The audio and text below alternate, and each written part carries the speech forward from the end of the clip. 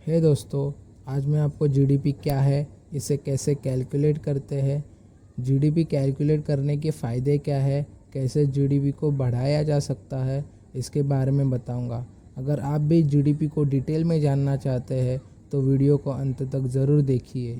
GDP gross domestic product यानी सकल घरेलू उत्पाद स्पेसिफिक टाइम पीरियड में देश की अर्थव्यवस्था में तैयार होने वाले उत्पाद और सेवा को मिला दी जाए और उसके मार्केट के हिसाब से वैल्यू निकाल दी जाए तो उस वैल्यू को ही उस अर्थव्यवस्था की जीडीपी कहा जाता है।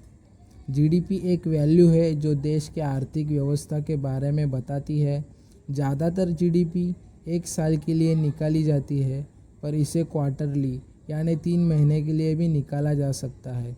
जो चीज़ें हमारे देश में बनती है उससे ही जीडीपी में जोड़ा जाता है। जीडीपी का पहला use American economist Simon Kuznets द्वारा 1935 से 1944 के दौरान अमेरिकन इकोनॉमी मापने के लिए किया गया। इसके बाद आईएमएफ यानी इंटरनेशनल मॉनेटरी फंड द्वारा जीडीपी का यूज़ इंटरनेशनली इकोनॉमी मापने के लिए किया गया। लगभग हर देश अपने देश की इकोनॉमी मापने के लिए अब जीडीपी का यूज़ करता है। जीडीपी 3 सेक्टर पर बेस्ड होती है। पहला एग्रीकल्चर कृषि, दूसरा इंडस्ट्री उद्योग, तीसरा सर्विसेज सेवा। अगर सरल भाषा में जीडीपी को समझे तो किसी अर्थव्यवस्था में 1000 पेन का उत्पादन हो रहा है और एक पेन की वैल्यू 10 रुपये है तो उस अर्थव्यवस्था की जीडीपी 10,000 रुपये होगी। जीडीपी को कैलकुलेट कैसे करते हैं?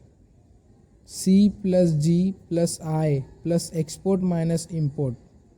C is a consumer goods and service के लिए पैसा खर्च करते हैं। G government consumption expenditure, government infrastructure equipment और पेरोल के लिए मनी स्पेंड करता है।